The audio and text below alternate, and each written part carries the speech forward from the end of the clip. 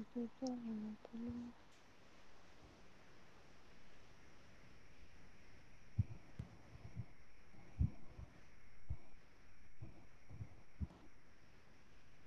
semua, kita akan bermula sebentar lagi ya. Kita akan tunggu semua partisipan masuk dahulu ya.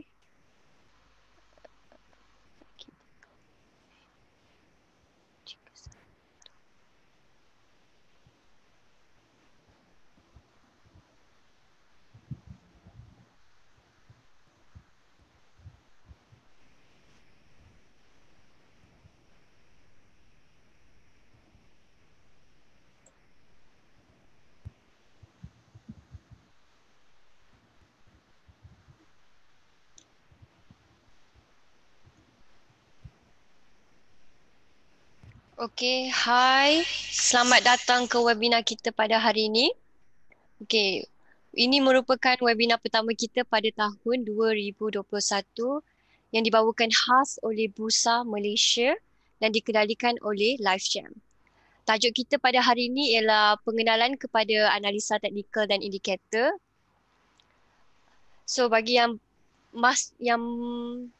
ingin mengetahui tentang analisa teknikal dan indikator yang lebih lanjut, kita akan mengupas isu ini dengan lebih mendalam. Okay, sebelum tu saya akan bacakan disclaimer. Okey. Segala informasi dalam webinar ini semata-mata hanyalah untuk pembelajaran sahaja dan segala mengenai jual beli ataupun trading investment advice tidak boleh termasuk dalam webinar ini. Okey, saya akan memberi pengenalan kepada speaker kita pada hari ini, iaitu Encik Muhammad Shazani. Okey, Muhammad Shazani merupakan pakar pelaburan dalam salah sebuah institusi pengurusan kewangan, yang di mana beliau akan memberikan nasihat dan idea pelaburan berdasarkan pandangan penyelidikan dalaman dalam memberikan perkhidmatan perangkaan portfolio. Encik Shazani juga merupakan pengasas Facebook page yang famous juga, Bicara Bursa. Okay. Encik Shazani juga mempunyai pengalaman selama 7 tahun dalam pasaran saham dan 4 tahun pengalaman mengajar kepada lebih 500 pelabur dan lebih 30 seminar dan webinar. Hebat. Hebat Encik Shazani ya. Okey, tanpa kita melengahkan lagi, saya akan serahkan webinar ini kepada Encik Shazani. Encik Shazani dah sedia? Ya, dah sedia. Okey.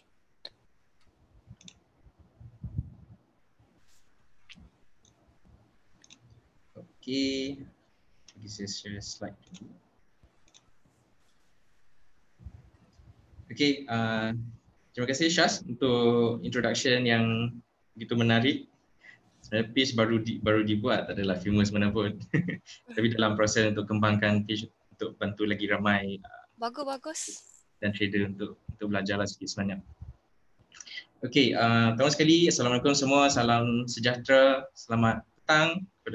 Terima kasih sebab sudi luangkan masa hari Isnin, Monday Blues, still korang ambil masa untuk take part dalam sharing kali ini. Dan kami juga bangga sebab dapat berkolaborasi dengan LiveJam yang uruskan akademi, webinar, classes dengan Bursa Malaysia. Without LiveJam, saya rasa kami belum dapat sebarang webinar lagi dengan mana-mana parti, dengan mana-mana institution.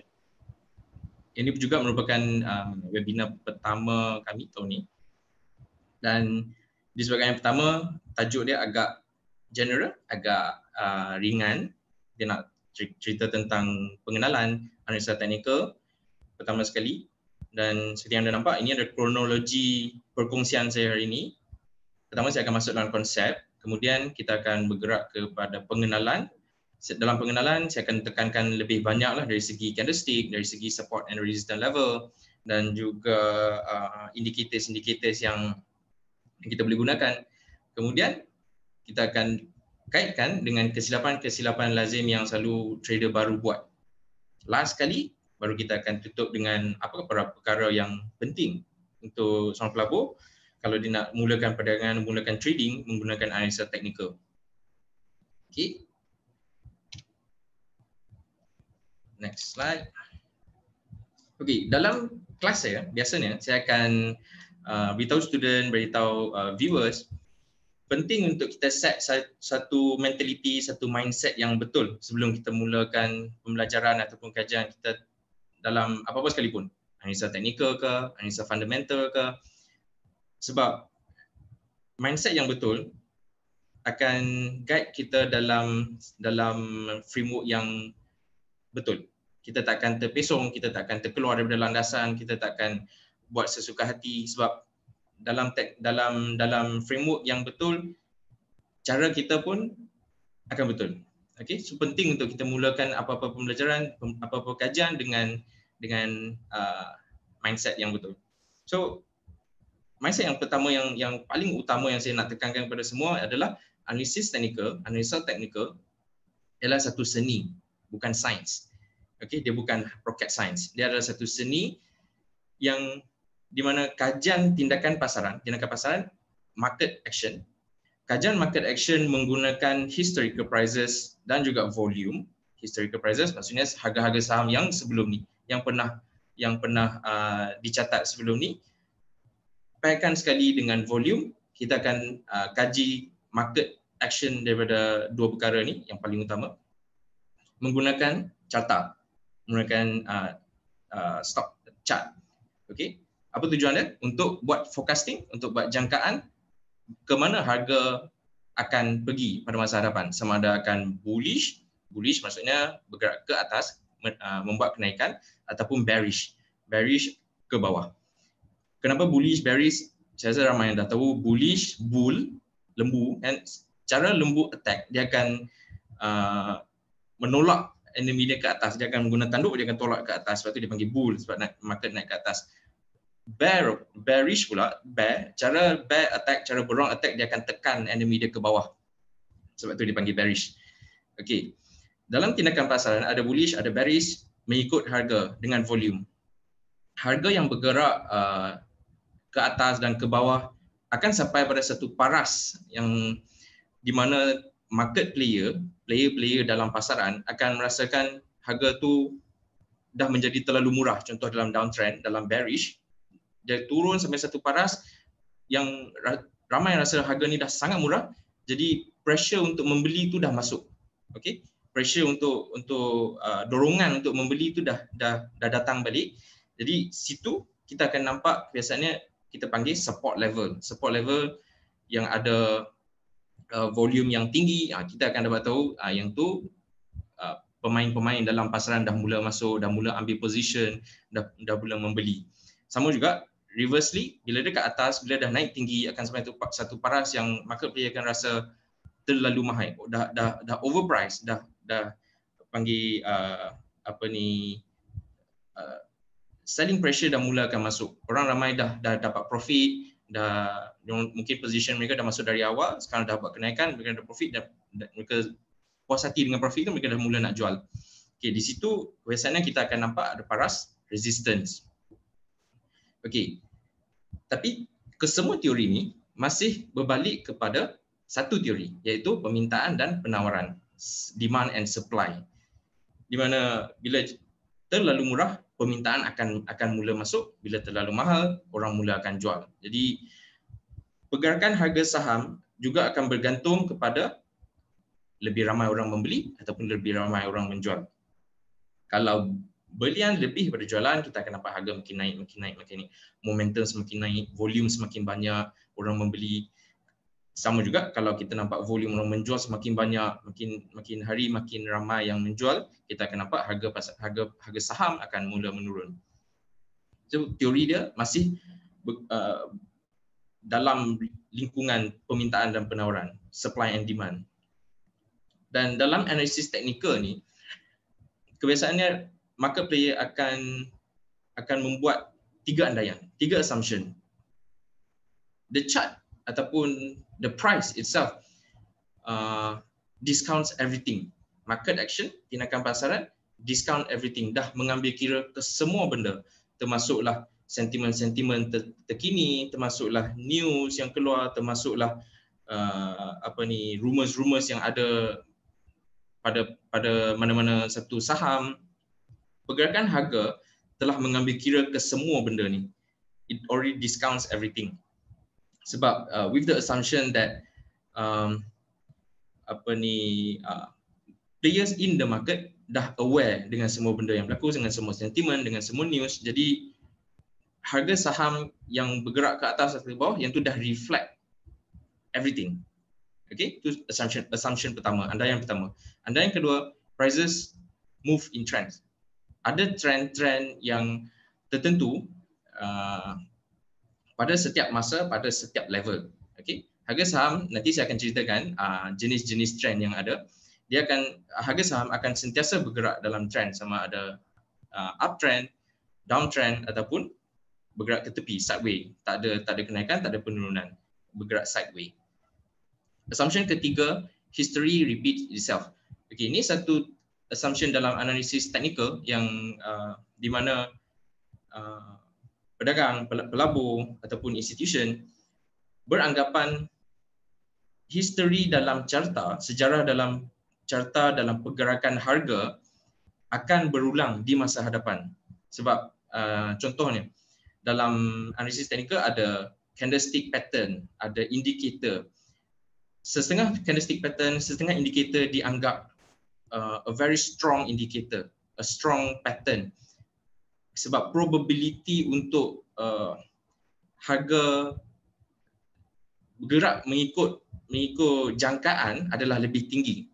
Kalau kita nampak sebarang strong indicator muncul dalam chart, harga selepas tu yang kebiasaannya dijangka, most likely probability untuk dia berlaku adalah tinggi. Okey, yang tu kami akan biasanya orang akan panggil strong indicator. Dan kenapa orang boleh beranggap dia strong? Sebab in history, dalam sejarah, setiap kali muncul indikator seperti itu, setiap kali muncul chart pattern seperti itu, market akan bergerak seperti mana yang dijangkakan. Sebab tu dianggap history will always repeat itself. Alright. Kedua, kelebihan dan kekurangan pula. Dalam analisis teknikal, apa kelebihan dia, apa kekurangan dia? Seperti yang saya cakap tadi, kelebihan dia adalah dari segi time efficiency, kecekapan masa. Sebab kesemua analisis kita, kesemua homework kita boleh buat dengan hanya melihat pada carta.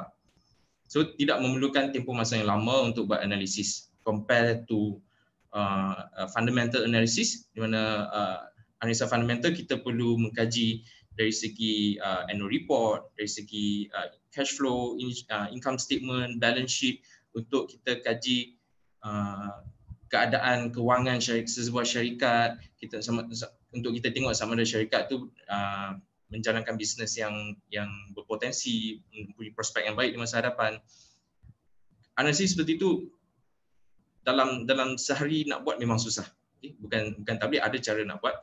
Kalau kita guna software, kalau kita guna screener untuk mudahkan filtration kita.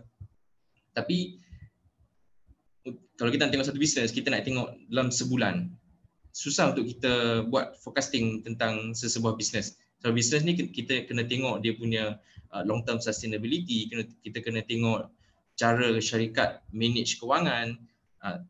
Semua tu memerlukan tempoh masa yang panjang untuk kita kaji. Tapi untuk tengok pergerakan harga, pergerakan saham dalam carta, sangat cepat. Kita boleh check, first tengok trend apa yang saham tu reflect sekarang.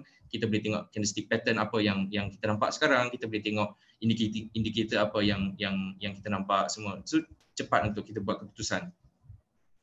Kelebihan kedua, parameter pengurusan risiko yang baik. Ini pun saya akan tunjukkan nanti di penghujung sharing saya nanti, untuk macam mana kita nak tahu potensi jumlah kerugian kita ataupun potensi jumlah keuntungan kita.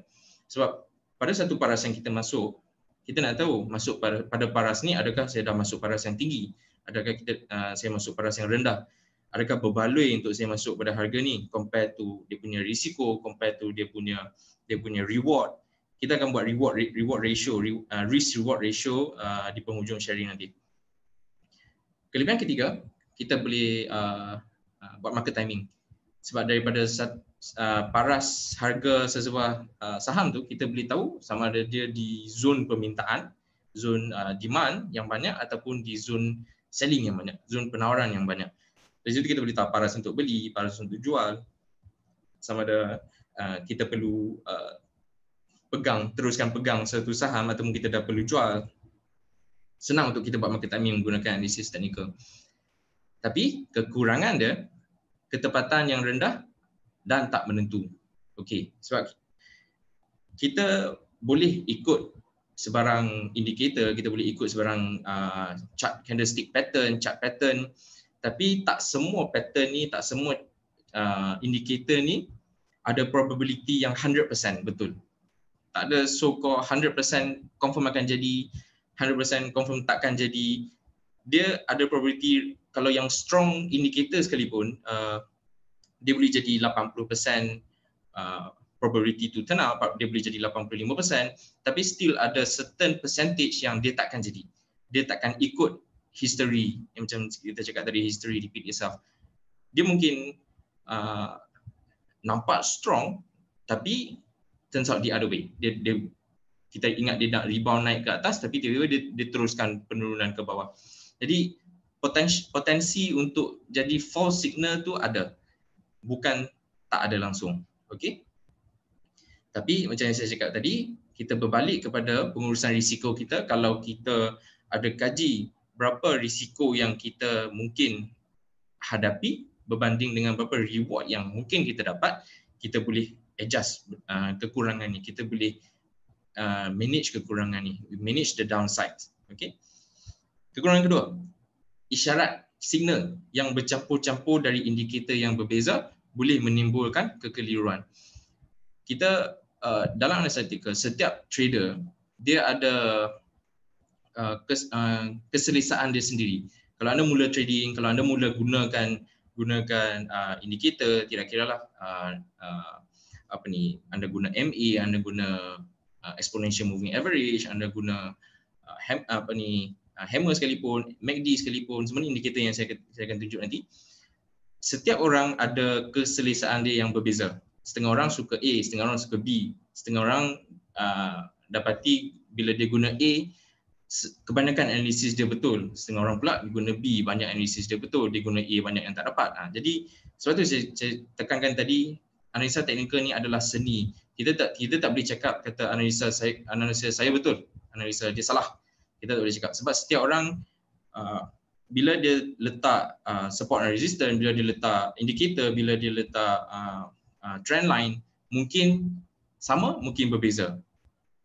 Jadi setiap analisis adalah selagi dia mempunyai justification yang betul, kita boleh terima. Kita tak boleh kata analisis orang salah, analisis kita je betul. Sebab ni adalah seni. Tak ada satu fix answer yang cakap yes or no, correct or right. Okay. Kekurangan ketiga adalah apabila semua pihak gunakan chart yang sama. Sebab bila kita semua guna chart yang sama, kita tengok kalau tengok satu saham ABC, saham dia takkan jadi saya tengok lain, orang lain tengok lain. Kita semua tengok chart yang sama. Tapi bila kita lukis sama paras untuk stop loss, sama paras untuk support and resistance, kekurangan dia adalah apabila market operator, market player yang besar, contoh macam institution yang ada ability untuk manipulate the market. Contoh dia ada ability untuk gerakkan harga. Apabila dia tengok ramai orang lukis support level dekat contoh harga RM1, okey. Bila semua orang lukis support dekat level RM1, bila institution ni nak beli, dia mesti akan cuba untuk tak beli pada RM1. Dia akan cuba rendahkan, dia akan turunkan harga lagi rendah daripada RM1. Contoh dah turun 90 sen, turun 80 sen, baru dia beli, baru dia accumulate dari harga yang lagi rendah tu. Okey, ini adalah satu kekurangan sebab kita menggunakan carta yang sama. Okey, itu konsep analisa teknikal. Sekarang saya nak masuk dari segi what are the things in analysis technical dengan indicator. Okay, untuk yang baru nak belajar analysis technical, benda ni akan berguna untuk anda. Tapi untuk yang dah faham, yang dah tahu, anda boleh anggap ni satu revision lah. Okay, dalam carta terdiri daripada candlestick. Satu batang candle ni kita panggil candlestick. Kalau hijau maksudnya dia buat kenaikan, kalau merah dia buat penurunan. Okay, satu candlestick adalah bergantung kepada time frame yang kita refer. Contoh kalau kita refer sehari, maksudnya satu candle ni untuk satu hari lah. Satu hari dia buka pada paras open. Kalau dia buat kenaikan, dia naik ke atas, dia tutup, dia close pada paras atas. Candlestick punya body tu kita akan nampak color hijau. Kalau kita refer to time frame sejam, maksudnya satu candle ni 1 jam. Kalau kita refer to 30 minutes, 4 jam, satu candle tu merujuk kepada time frame yang kita tengok lah. Okey, echo dia pula atas shadow ataupun dipanggil shadow ni, upper shadow, itu adalah point tertinggi, paras harga tertinggi yang dia naik. Contoh dalam sehari, maksudnya dia open dekat paras yang ni, paras sini open. Okay, dia dalam sehari tu harga dia pernah naik sampai sini, paras ni, mungkin dia turun balik sikit, dia close dekat paras ni, paras close. Sama juga untuk lower shadow, bahagian bawah, bahagian low. Maksudnya dia open kat sini, mungkin dia naik sikit, dia pernah turun sampai level sini, dia naik balik, dia close dekat atas. Sama juga kalau merah. Kalau merah ni maksud dia turun lah. Terbalik sikit sini, sepatutnya open kat atas, close kat bawah. Ada typo sikit kat situ. Okay, sama juga. Open dekat atas, dia turun ke bawah, dia close dekat bawah, jadi body candlestick tu jadi color merah. Tapi dalam sehari tu dia ada pernah naik ke tahap high dan dia ada turun ke tahap low dan dia tutup pada paras close. Ini terbalik Okey, itu candlestick. Kedua pula support and resistance. Pada paras support, paras yang kita boleh tengok banyak dorongan membeli, the buying pressure yang lebih signifikan daripada selling pressure. Kita akan nampak orang membeli lebih daripada orang menjual. Maksudnya permintaan akan lebih tinggi daripada penawaran. Support resistance biasanya dia ada di bawah. Bila harga turun, dia akan sampai pada satu paras, dia akan rebound balik. Lepas tu dia mungkin akan turun balik, mencari support level tu balik, dia akan rebound balik. Jadi kita nampak kalau lagi banyak dia touch, lagi banyak dia test the support area, lagi kuat area tu dianggap support. Kalau macam dia cuma turun touch sekali, dia test level tu sekali, tapi lepas tu dia dah tak touch lah, itu bukan, selalunya dia tak kuat lah compare dengan satu paras yang dia touch 2 kali, 3 kali, lagi lebih banyak kali dia touch, lagi strong kita ambil paras tu sebagai strong support level. Okay, bila kebiasaannya harga saham sampai pada paras support, harga saham dijangka untuk melantun semula, untuk menaik semula selepas touch the support line. Sama juga reversely, resistance line berada dekat atas. Resistance line ni bila harga naik sampai satu paras, dia akan rebound balik. Dia akan tarik sikit, dia akan pull back sikit, dia akan cuba lagi sekali untuk break the resistance, untuk naik ke atas, tapi selling pressure terlalu besar, tekanan jualan terlalu besar, melebihi daripada dorongan untuk membeli, di penawaran melebihi daripada permintaan, okay, supply more than demand, dia akan tarik turun balik.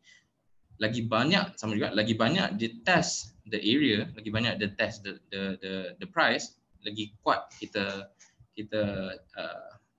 anggap level tu sebagai resistance level. Dan harga saham dijangka akan menurun sekiranya harga touch the trend line, unless dia buat breakout, dia break daripada resistance ataupun dia break daripada support. Masa tu biasanya kita anggap perubahan trend akan berlaku. Nanti saya akan terangkan trend. Okey, apakah kekuatan, macam mana kita nak tahu kekuatan support dan resistance level? Jadi saya terangkan tadi, bilangan percubaan harga yang menguji paras tersebut. Lebih banyak percubaan, lebih kuat paras tersebut menjadi support ataupun resistance.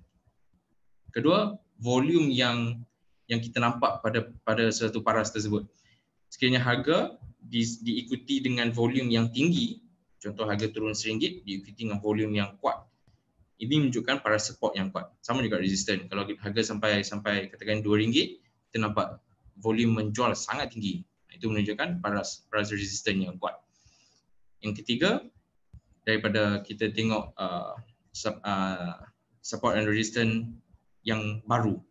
Okey, para support atau para resistance yang terbaru, yang paling latest, yang paling recent, biasanya kita akan dapati dia mempunyai kekuatan yang lebih tinggi. Maksudnya kita akan nampak harga akan test that area, akan test the line more significantly, more often as compared to paras-paras yang sebelum-sebelum ni, yang dah lama. Okay, soalnya kita akan refer to the most recent level. Okay, ni ada trend yang cakap tadi. Harga saham dia sentiasa akan bergerak dalam trend. Trend apa? 4 trend ni. Satu sideway. Ni bila dia berada di bawah. Sideway ada 2, satu di bawah, satu bila di atas. Di bawah kita panggil accumulation. Accumulate bila orang mula untuk slowly accumulate more and more position, more and more holdings. Sebab masa tu harga saham tu dianggap murah dan berpotensi untuk naik. Dia punya, bila dia dekat bawah dia dah murah, downside potential untuk dia teruskan penurunan, downside dia menjadi lagi kurang lah, sebab dia dah sangat rendah. How low can it go, kan? So ramai orang akan mula accumulate, ramai orang akan mula membeli dekat paras accumulation. Okay, bila dia bergerak sideway dalam accumulation, kita dapat tahu biasanya 200 standard moving average ni dia adalah dalam keadaan mendata. Tapi bila harga saham break the sideway, break the resistance level, kebiasaan kemungkinan untuk dia buat kenaikan ke atas adalah tinggi. Dan bila dalam trend kenaikan ni pula, kita akan kita panggil dia sebagai uptrend ataupun sebagai markup. Dalam uptrend kita akan nampak satu higher high, higher low, dan kalau anda linkkan dengan standard moving average 200, harga tersebut akan berada di atas 200 SMA. Okey, higher high maksudnya macam ni. Contoh higher, mana saya punya mouse? Okey. Contoh H1. H1 ni high 1, high 2, high 3, high 4. Kita akan nampak setiap sekali high dia akan jadi high yang lebih tinggi. Sama juga dengan low. Setiap kali ada low, setiap kali dia turun, tapi bila dia buat kenaikan yang kedua, kita akan nampak low tu lagi tinggi daripada low 1. Low 3 lagi tinggi daripada low 2. Low 4 lagi tinggi daripada low 3. Dalam keadaan ni kita panggil uptrend.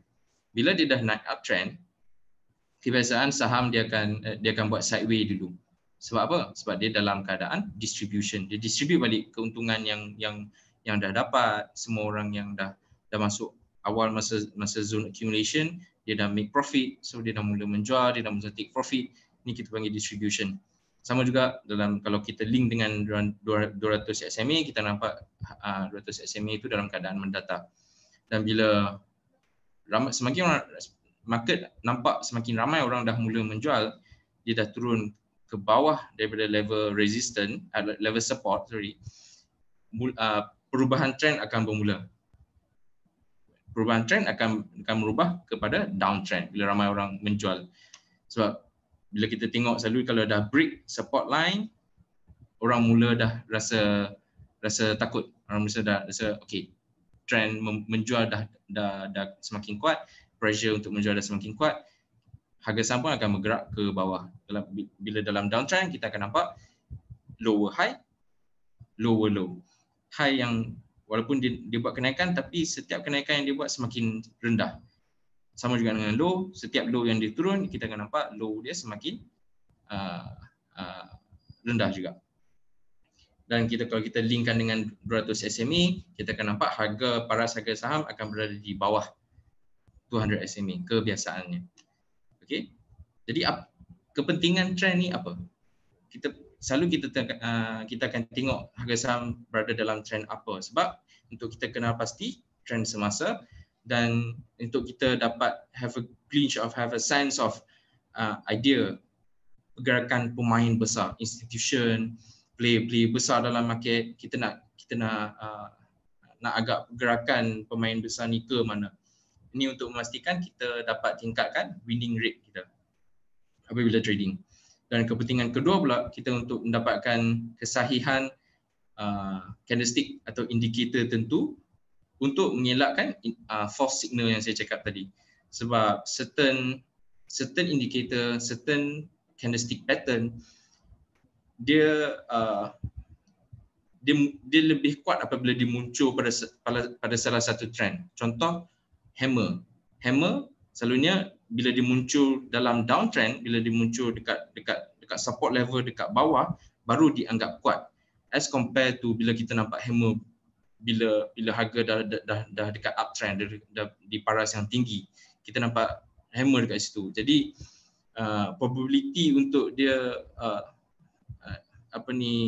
continue untuk buat kenaikan ke atas tu lebih rendah as compared to bila kita nampak hammer dekat bawah, dekat harga bila murah. Untuk dia buat reversal tu probability lagi besar. Okay, so dalam kita faham trend, dia dapat mengelakkan kita daripada indikator palsu ataupun false signal. Okay, seterusnya candlestick pattern pula. Tadi kita dah tengok candlestick, kita dah tengok support resistance, kita dah tengok trend, sekarang kita tengok candlestick pattern. Okay, candlestick pattern dia terbagi kepada dua jenis. Satu bullish, satu bearish. Bullish maksudnya kalau kita jumpa candlestick pattern tu pada paras-paras tertentu, potential untuk dia buat reversal, price reversal, peralihan harga tu lebih tinggi. Probability untuk dia jadi tu lebih tinggi. Okey, ini yang saya cakapkan tadi. Hammer, kita tengok first hammer, kedua bullish engulfing, ketiga bullish abandon BB yang saya akan tunjukkan in detail nanti. Bearish pula kita ada shooting star, bearish engulfing, bearish abandon BB. Okey, apa candlestick pattern ni? Okay, first hammer. Macam saya cerita tadi, hammer probability untuk dia jadi seperti mana yang kita jangkakan sekiranya kita nampak dia dekat bawah masa tengah downtrend. Harga dah turun sampai satu paras support, dia buat penampakan hammer. Okey. Macam mana kita nak tahu dia hammer? Hammer ada body yang kecil, okey, dan lower shadow yang panjang. Macam bentuk hammer, okey.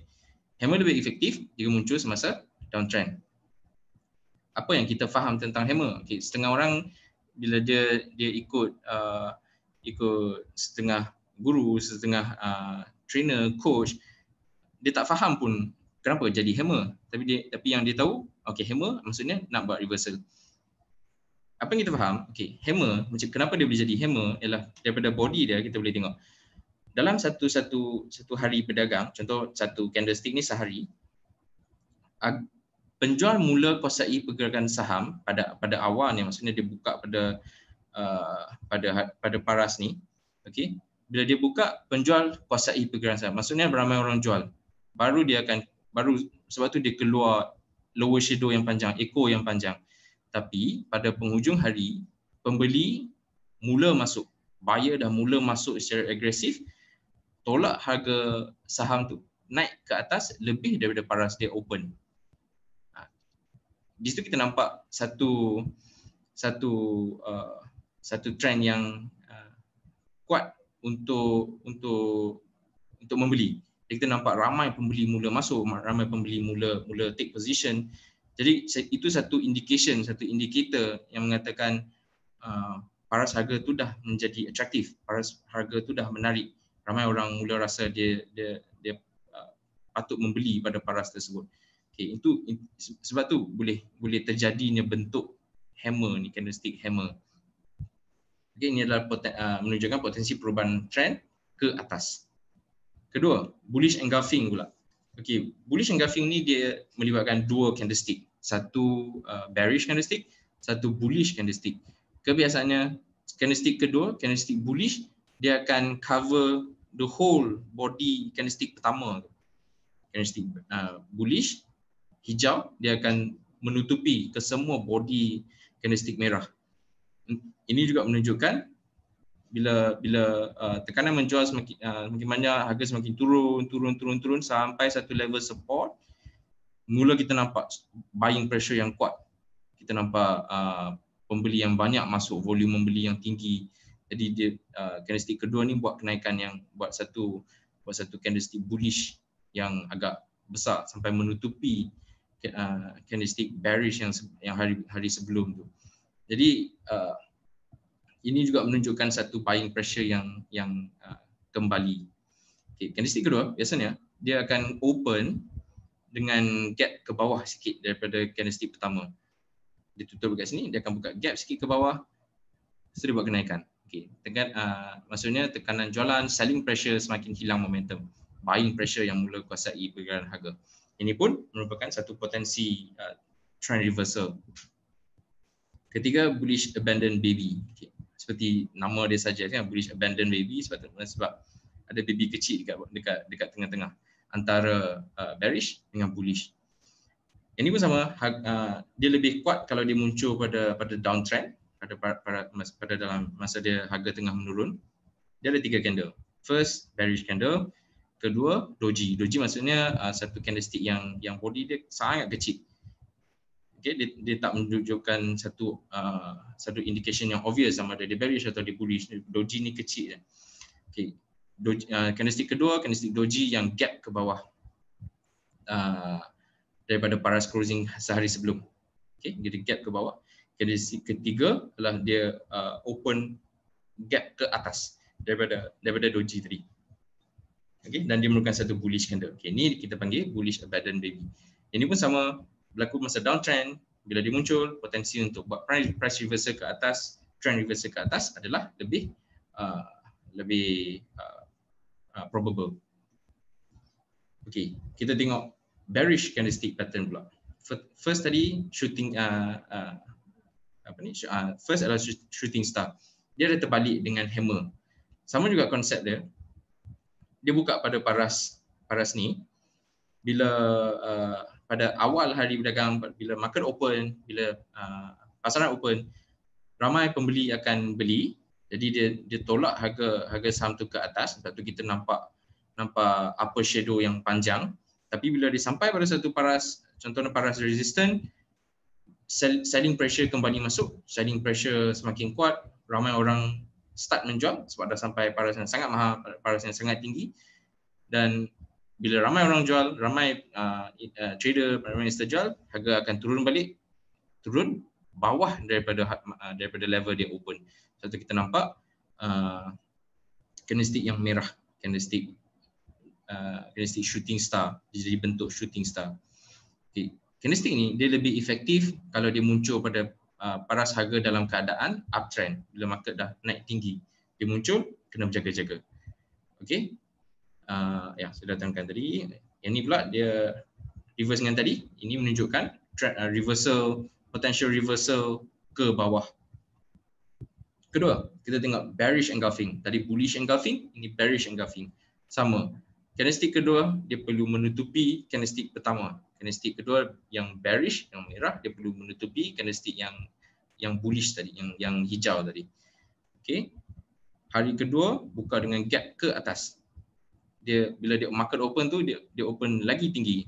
So setengah orang dia terperangkap bila jadi macam itulah, bila harga open lagi tinggi pada paras sebelum, jadi dia rasa market akan terus buatkan kenaikan. Tapi dia silap sebab bila harga dah tinggi, selling pressure mula masuk, orang ramai mula menjual, harga dia turun sampai melebihi body candlestick pertama tadi, dan dia close dekat bawah. Jadi the whole candlestick tu become bearish candlestick. Okay, maksudnya pembeli semakin kehilangan momentum, pasaran mula dikuasai oleh penjual. Ini pun menunjukkan satu potensi untuk trend harga reverse ke bawah. Ketiga, sama, bearish abandon baby. Tadi bearish bullish abandon baby. Konsep yang sama, ada satu doji ataupun candlestick kecil dekat tengah. Candlestick hari ketiga adalah candlestick bearish yang open gap ke bawah daripada doji, dan dia buat satu bearish candlestick. Yang ini pun salah satu candlestick pattern yang berkemungkinan membuat reversal ke bawah. Okey. sebelum saya gerak ke indikator, saya nak recap sikit. Jadi tadi kita tahu macam mana untuk kita gauge, macam mana untuk kita determine sama ada harga yang kita masuk sekarang tu adalah harga yang tinggi, harga yang rendah.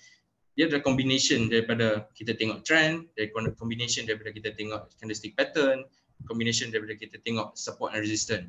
Ketiga-tiga ni sebenarnya sangat-sangat penting untuk kita mulakan analisis, technical analysis kita untuk tengok harga tu kita patut masuk ataupun tidak. Kita patut beli pada harga tersebut ataupun tidak. Okey. Seterusnya kita boleh combinekan dengan indikator. Indikator ni ada banyak, tapi pada saya kelas kat luar pun ramai banyak yang dah tekankan tentang indikator macam moving average, exponential moving average. Jadi saya cuba pick and choose yang tak ramai orang ajar lah dekat luar. First saya akan tengok moving average, exponential moving average. Ni sebab yang basic, saya rasa semua orang patut tahu. RSI, Relative Strength Index, dan ketiga Fibonacci Retracement. Okey, indikator ni sebenarnya tujuan indikator adalah untuk mengkaji sama ada harga tersebut adalah pada paras yang dah oversold, pada paras yang tinggi, yang rendah.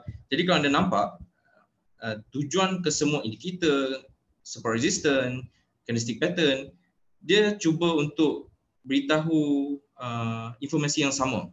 Dia cuba nak deliver message yang sama, iaitu sama ada harga dah tinggi, harga dah rendah, paras harga yang dah oversold ataupun dah overbought, yang terlebih beli ataupun terlebih jual. Jadi penting untuk kita tahu jangan campur terlalu banyak indikator, sebab nanti macam point yang saya cakap tadi, kita akan jadi lagi confused, kita akan jadi lagi keliru kalau kita tambah terlalu banyak indikator ataupun kita tengok terlalu banyak pattern. Okey, indikator pertama, moving average. Moving average dia adalah harga purata, average price dalam tempoh masa yang ditetapkan. Contoh kita set macam yang saya tunjuk, guna chart lah senang. Okey. Contoh saya buat, bagi saya share screen jap .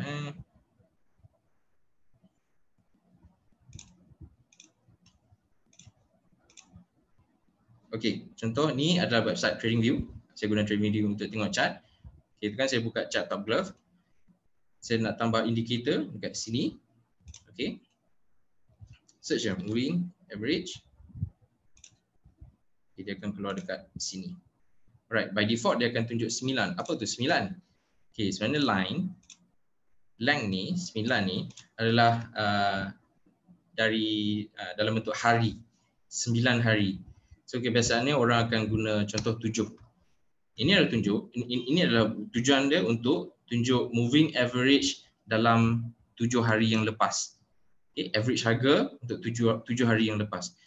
Satu setengah orang dia suka compare antara moving average seminggu dengan moving average 3 minggu, 21 ataupun 25, ada setengah guna banyak yang saya tahu dia guna 21 ataupun 35. Kalau kita nak tengok sebulan, nak tengok 200 boleh jadi setengah tahun. Okay, so ini sebenarnya adalah moving average dari segi dalam bentuk hari. Berapa hari yang kita nak tengok purata harga tu bergerak. Itu adalah moving average. Okay, untuk balik kepada slide. Okay, so fungsi adalah untuk mengenal pasti sesebuah trend, mengenal pasti support and resistance, dan untuk mengesahkan perubahan trend. Bila MMA ataupun moving average yang short, yang lebih pendek, bergerak ke atas, MA yang lebih panjang, itu maksudnya harga kemungkinan harga akan buat kenaikan. Manakala kalau harga above MA moving average, itu adalah indication harga dalam keadaan ada momentum. Kalau harga bergerak ke bawah MA, ke bawah moving average, itu menunjukkan momentum harga untuk menurun ke bawah adalah tinggi. Jadi kalau long MA, long term MA berada di atas short MA, short term MA, maksudnya itu adalah indication harga akan berkemungkinan bergerak ke bawah. Okay, apa perbezaan simple moving average dengan exponential moving average?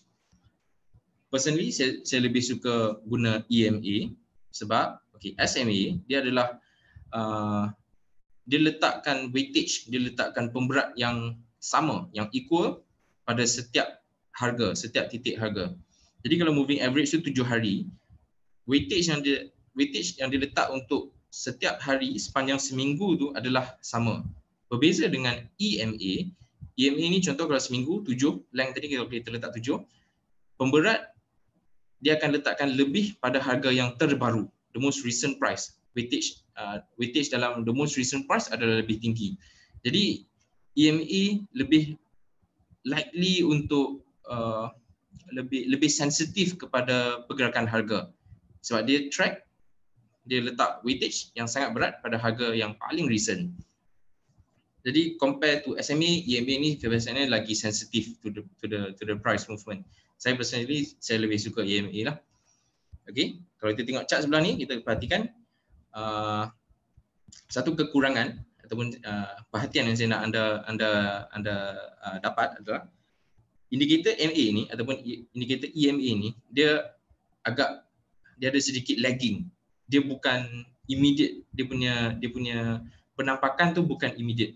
Jadi kalau kita tengok, saya cakap tadi merah ni merah ni short MA. Bila short MA bergerak ke bawah long MA, keadaan jual lah, misalnya long MA berada di atas short MA, maksudnya keadaan akan membuat harga akan buat penurunan. Buy pula untuk sini, short dia akan naik balik ke atas long MA. Jadi kalau anda tengok pada point ni, kalau kita decide untuk beli pada point ni, kita sebenarnya dah ketinggalan jauh ni. Katakan satu candle ni sehari. So kita dah ketinggalan berapa hari tu? Saya rasa dekat seminggu, 10 hari. 1, 2, 3, 4, 5, 6, 7, 8, 9, 10. Dekat 2 minggu juga baru kita take position. Sedangkan kalau kita tengok low point, the point yang paling rendah ni sebenarnya dah ketinggalan berapa besar ni. So kita dah kerugian dekat situ. So ini adalah satu kekurangan kalau kita membeli atau menjual gunakan moving average atau exponential moving average sebab dia agak lagging, dia bukan immediate. Okey, indikator kedua RSI, Relative Strength Index. Relative Strength Index ni dia adalah untuk tengok the swing ataupun pengayun dalam momentum. Nak tengok the swing in momentum ke atas dan ke bawah. Dia adalah untuk mengukur kelajuan dan perubahan pergerakan harga. Dia indikator ni dia ada dalam nilai 0 ke 100, 0 ke 100. Kebiasaannya kalau kita letak dalam chart, kita akan nampak dua line. Line bawah adalah line 30. Selalunya default setting dia 30 dengan 70. Yang bawah 30, yang atas 70. Kalau harga melebasi level 30, dia diconsider oversold, terlebih jual. Kalau dia melepasi paras atas, paras 70, dia diconsider sebagai overbought, terlebih beli. Jadi yang ni untuk menunjukkan kalau kita letak dengan harga sekali, kita boleh tengok. Kalau pada paras yang atas 70, harga pun kita nampak harga berada di paras yang tinggi. Kalau dia berada di oversold, berada di bawah, kita pun nampak harga berada di paras support, paras yang rendah. Jadi kenaikan untuk potensial untuk dia buat reversal bila indikator RSI ni buat kenaikan atas daripada level 30 ni, kita akan nampak harga akan bergerak ke atas. bagaimana dia berfungsi? Selalunya melalui pengalaman saya, melalui pengamatan saya, kebiasaannya membeli apabila harga indikator dalam RSI ni dia melintasi paras 30 dan jual apabila dia melintasi paras 70. Setengah orang dia cakap selagi dia dah lepas paras 30 ke bawah dah boleh beli.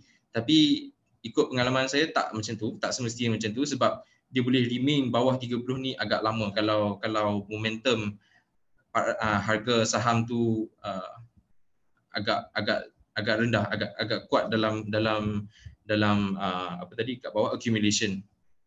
Okay, dia mungkin boleh stay bawah 30 for sebulan, 2 bulan, even 3 bulan kalau tak ada momentum untuk dia naik ke atas. Sama juga macam overbought, setengah orang kata kalau dia dah naik ke paras overbought, paras atas daripada 70 dah boleh start jual. Tak semestinya sebab pada pengalaman saya dia boleh remain atas overbought, dia boleh remain dalam area overbought for a certain period of time. So the best is kita tengok bila dia lepas paras tu, bila dia ke bawah dan lepas turun ke bawah daripada paras 70 ataupun dia naik lebih daripada 30. Itu lebih accurate lah pada pengalaman saya. Dan RSI ni pula boleh dijadikan sebagai support and resistance. Okay, dalam uptrend RSI perlu kekal atas paras 40. Kalau anda tengok yang dotted line ni, okay, ini adalah paras 40. Untuk satu saham yang ada momentum uptrend yang kuat, okay, dia ada momentum beli yang kuat di tengah uptrend. It's best untuk RSI dia stay above 40. Okay? Kalau contoh dia berlaku pullback, selagi dia tak turun lebih daripada 40, kita tak perlu risau basically. Momentum untuk jual dia tak sebegitu kuat. Kalau dia stay above 40, dia linger around macam dekat sini. Okay, macam dekat sini, dia linger around above 40, kita pun boleh nampak price dia sebenarnya dia tak buat kenaikan yang tinggi, dia tak buat penurunan yang banyak, dia macam dia bergerak ke atas ke bawah sikit-sikit. Yang tu ikut pengalaman saya. Dia RSI perlu untuk satu stok yang uptrend lah, yang tengah uptrend, yang tengah kuat uptrend, dia perlu stay above the 40 level. Dan untuk harga yang saham yang dalam keadaan downtrend, RSI dia kebanyakan perlu kekal bawah 60 apabila berlaku rebound. Okey, seterusnya Fibonacci retracement. Okey, ni saya percaya ramai yang tak tunjukkan Fib ni dekat luar. Sebenarnya ni adalah satu indikator yang one of my favorite juga untuk kita tahu paras support and resistance selepas satu uptrend. Okey, bila paras harga tu dah naik tinggi, dapat kenaikan uptrend ke atas, kalau dia pullback, paras mana yang kuat? Okey, itu saya akan tunjukkan dalam chart. Okey, Fibonacci ratio yang utama yang selalu saya akan take note adalah 23.6%, 38.2, 50, 61.8. Okey. Trader yang gunakan paras ratio utama ni sebagai titik di mana perubahan momentum harga mungkin berlaku. Maksudnya kalau dia dah naik tinggi, dia buat pullback ke bawah, bila sampai ke paras-paras ratio utama ni, kebiasaan untuk momentum dia reverse, naik ke atas balik, ada. Itu maksud saya. Okey, macam mana kita nak lakar? Saya tukar kepada chart.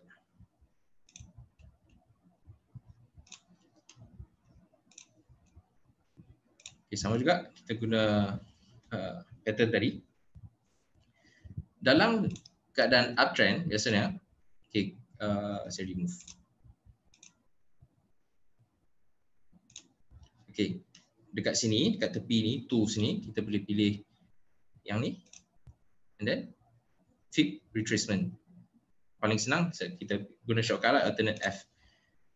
Okay, dalam uptrend biasanya kita akan tarik dari bawah sampai ke atas. Kita kena pasti satu support level yang dekat bawah, kita tarik ke resistance yang paling tinggi. Okay, just imagine imagine sekarang harga dekat sini. Ini harga tahun lepas lah, tapi just for the sake of learning, imagine harga sekarang dekat sini dan kita nak agak sama ada harga akan terus buat kenaikan ataupun turun. Tapi kalau kita nak agakkan harga akan turun, ke mana dia akan turun, ke paras mana dia akan buat pullback. Okey. Macam saya cakap tadi, kebiasaannya saya akan tengok 38.2 paras ni 0.5. Okey, kalau dia turun sampai 38.2, kebiasaannya saya akan buat partial selling. Okey, saya akan release some of the position. Saya tak akan release semua, saya akan release by stages. Kalau dia sampai 23.6, dia rebound balik. Macam kalau saya dah jual semua, rugilah. Okay. So sebab tu saya prefer, saya akan releasekan sikit-sikit by stages. Kalau dia lepas dari 23.6, saya akan tunggu dia dekat dengan 38.2, baru saya akan release another portion. Tapi kalau dia break lagi 38.2 ke bawah sampai 0.5, baru saya akan release semua. Itu cara saya. Setiap orang ada cara yang berbeza. Sebab daripada pengalaman saya nampak pada 0.5 ni agak kuat untuk dia berlaku perubahan trend, perubahan harga. Kalau dia turun lebih daripada 0.5 atau 50% ni, okey, potential untuk dia buat penurunan harga, potential untuk dia reverse ke bawah tu sangat-sangat kuat. Momentum untuk dia ke bawah tu sangat kuat. Apatah lagi kalau 61.8 turun sampai 61.8 itu lagi kuat lah, maksudnya selling pressure dia. Okey, based on top glove punya chart, kalau kita tarik daripada harga yang sini sampai ke sini, okey, kita tengok apa yang jadi lepas ni. Dia dah sampai resistance dekat atas, dia buat satu pullback. Ke mana? Ke 38.2. Dekat dengan area 38.2 ni, dia rebound balik ke atas, mencari resistance dia dekat tadi, dekat around RM9.8, RM9.7, RM9.8. Sampai area resistance, dia buat lagi satu pullback, lagi rendah daripada 38.2, malah sampai 0.5. Tapi kalau anda nampak, sampai di 0.5, potential satu level yang sangat strong, dia buat balik kenaikan ke atas, turun balik sikit ke 23.6, dan dia terus buat uptrend. Dia terus buat kenaikan ke resistance yang sebelum tu. Jadi kalau anda perhatikan, biasanya price dia akan respect the trend, dia akan respect the support and resistance. Maksud respect adalah dia akan sangat ikut level-level ni. Kalau sebelum ni resistance dekat sini, bila dia naik balik, bila sampai resistance tu pun harga akan test the line. Kalau momentum dia kuat, dia akan break the line naik ke atas. Tapi kalau momentum tak kuat, banyak orang jual pada paras resistance ni, harga akan buat penurunan ke bawah balik. So macam keadaan ni, okey, dia buat penurunan ke bawah balik. Sampai mana? Sampai 0.5 lagi sekali. And then kita tengok, okay, once dia break bawah 0.5, macam saya cakap tadi, selling pressure yang sangat kuat. Kalau anda tengok volume kat sini, merah yang sangat tinggi, almost 350 million. Okay. Bearish candlestick yang sangat panjang. Kalau kita tengok, okay, sekarang ni harga dia di bawah, even bawah lagi daripada 61.8. Ini maksud saya, kalau bila dia melepasi setiap level ni, even level 0.5 yang agak kuat ni pada saya, potential yang untuk dia buat perubahan trend ke bawah tu adalah tinggi. Jadi ini chart ni, saya pilih chart ni sebab saya suka dia punya profile, macam sangat bersamaan dengan jenis-jenis trend, chart dalam jenis-jenis trend yang saya tunjuk awal-awal tadi. Kita ada accumulation dekat sini, sideway yang saya rasa agak lama, 4-5 tahun kot. Dari mula lah maksudnya. Okay, sideway agak lama, accumulation, then dia buat uptrend. Uptrend naik ke atas, bila dah berada di paras atas, dia buat sideway, fasa distribution. Bila ramai orang dah distribute, ramai orang mula start menjual, dia buat trend ke bawah, downtrend. Okay, ni dalam satu chart ni kita boleh tengok. Sideway, uptrend, sideway, downtrend. Accumulation, mark up, distribution, mark down. Okay, ni fungsi Fibonacci retracement yang saya selalu guna kalau kalau harga saham dah berada di paras yang tinggi, dan saya rasa kalau anda nampak macam saya cakap tadi, candlestick yang kita terangkan tadi, shooting star, bearish candlestick yang selalunya berlaku pada paras resistance, pada paras uptrend. Lepas kita nampak shooting star, harga akan buat penurunan. Okey, jelas? Ini fungsi Fibonacci retracement. Kembali kepada slide. Okey, so kegunaan Fibonacci retracement dia adalah untuk kenal pasti trend terkini, dan fungsi dia kita adalah sambungkan dua titik antara the peak to trough, maksudnya sambungkan dua titik daripada bawah, daripada point yang paling bawah sehingga point yang paling tinggi, untuk kita tahu kalau dia pullback, dia akan pullback ke level-level mana. Okey, dah selesai part yang agak mendalam, agak panjang. Saya akan tekankan secara surface lah untuk dua point ini disebabkan kesuntukan masa. Okey, poin ketiga, kesilapan lazim yang dilakukan oleh pedagang baru. Link balik dengan apa yang kita dah belajar tadi. Kalau anda letakkan indikator yang terlalu banyak macam ni, ini ada banyak lah, ada Bollinger Band, ada Moving Average, ada Fibonacci Retracement, ada RSI, ada MACD, macam-macam letak ni. Adakah anda rasa anda akan dapat satu informasi yang accurate, ataupun anda dapat jumpa satu pattern yang obvious? Unlikely kan, sebab terlalu banyak kita akan jadi lagi confused.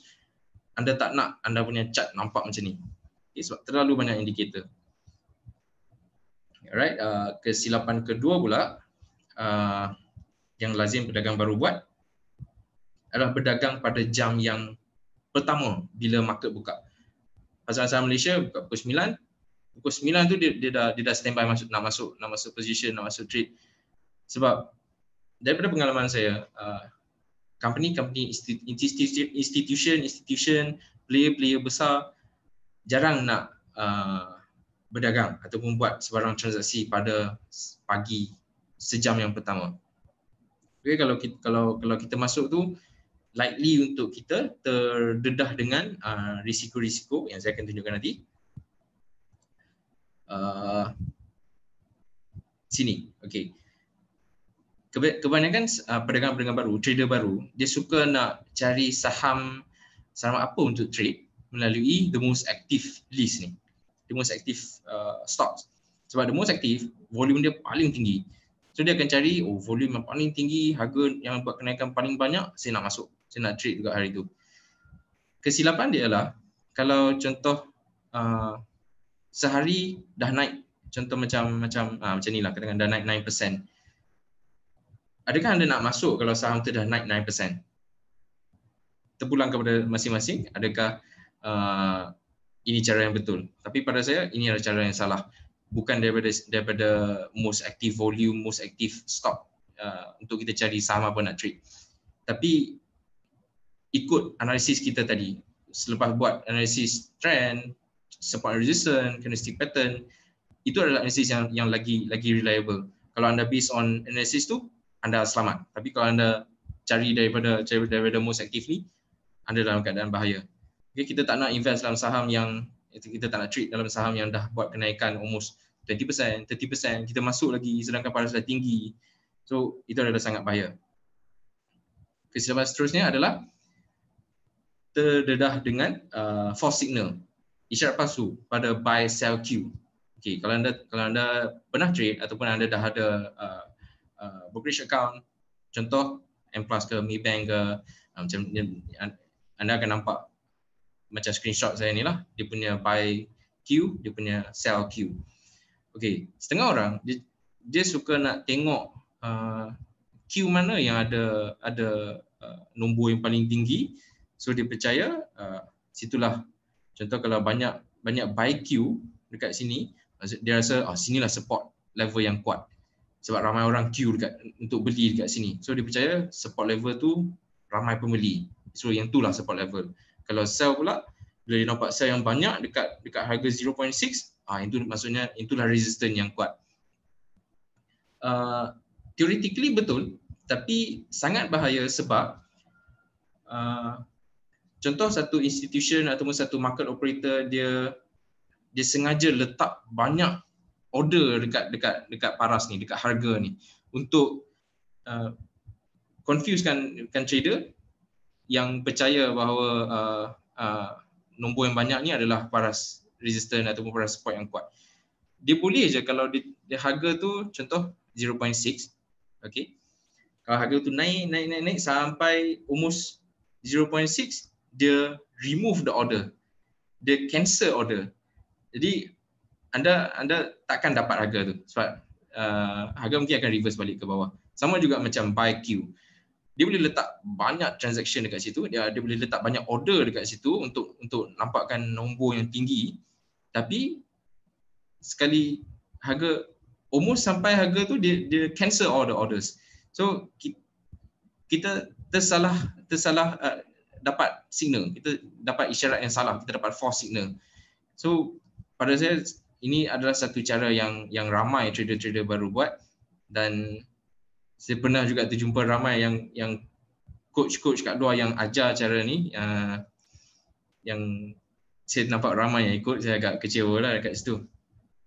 Saya rasa benda ni tak patut berlaku sebab bila anda lama dalam market, bila anda lama dalam trading ni, anda akan nampak penampakan yang macam ni. Okey.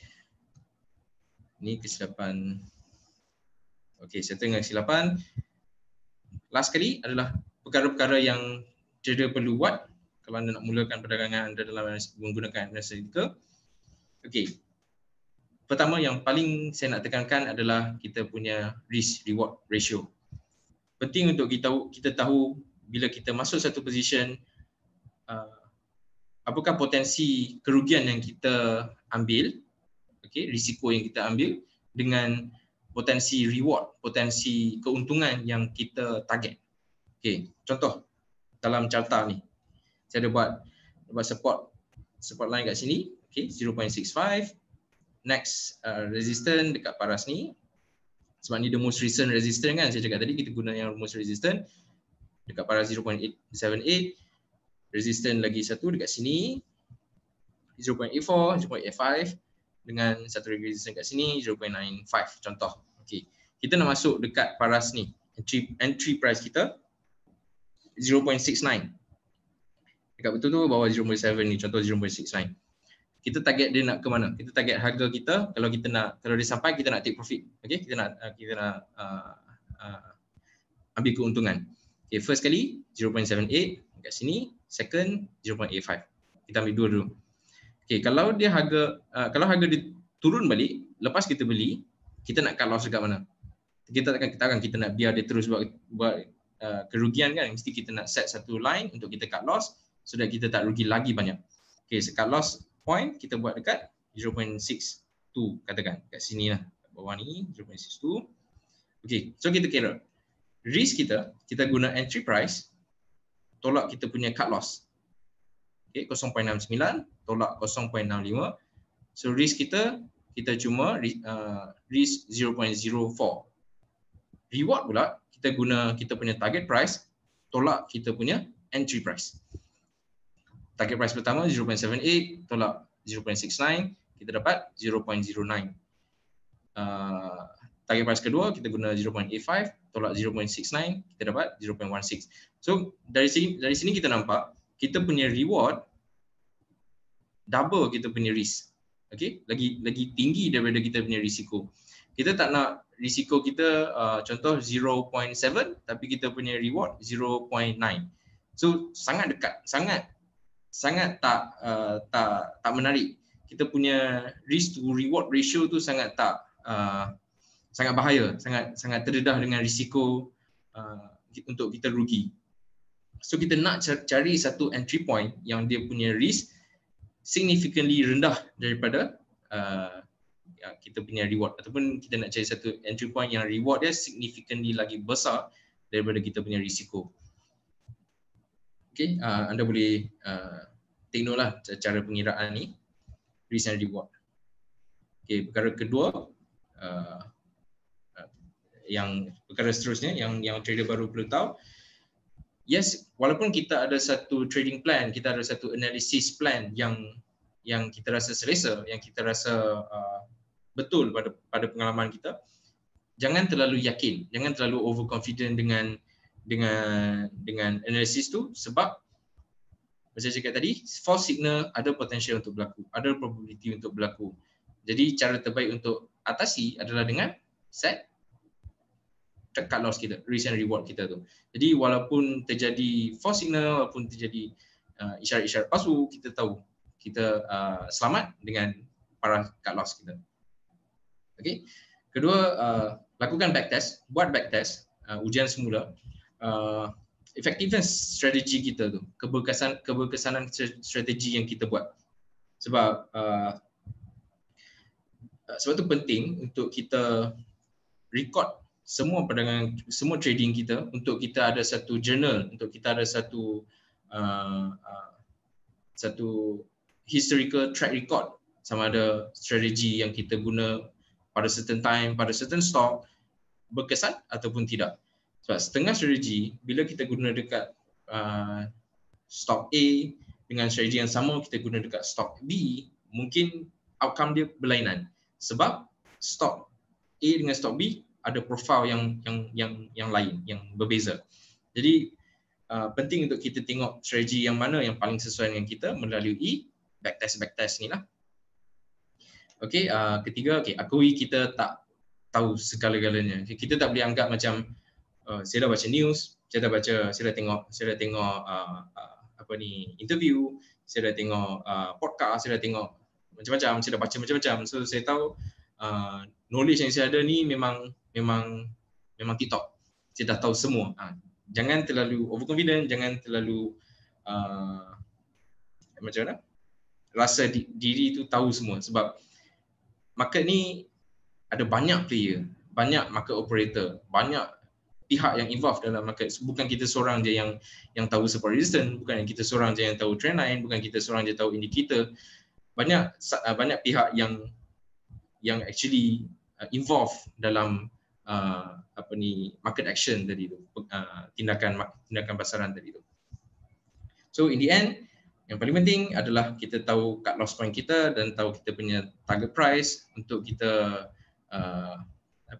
tahu risk and reward sebelum kita mulakan sebarang perdagangan. Jadi in a glance, kalau anda macam recap balik, kalau anda tengok dari bigger picture, sebenarnya anda dah dapat dah formula tu yang anda boleh gunakan sebelum mulakan apa-apa trading. Anda perlu tahu dari segi trend, anda perlu tahu support resistance, anda perlu tahu candlestick, indicator. Dari situ anda boleh buat conclusion sama ada harga saham ni sesuai untuk beli atau tak. Kalau sesuai untuk beli, anda buat due diligence, risk reward ratio, anda kira balik berapa potensi itu, ada yang risiko yang dia mungkin akan turun balik, di mana anda nak letak cut loss, di mana point yang anda nak target dia naik, dan point itulah anda nak take profit. So in a glance sebenarnya saya dah bagi formula dah sebenarnya nak mulakan perdagangan ni. Okay. So yang tu saya punya last point. That will be my last point. Saya sekarang dah 6, dah 9.45, dah saya dah 15 minit lebih daripada masa. Sebenarnya kita dah buka 30 minit untuk questionnaire. So saya without further ado, Syaz, mungkin kita boleh start terus lah. Okey. Sekarang kita terima kasih Encik Syazni untuk pengkongsian yang diberikan. Okey, sekarang kita akan kejap ya.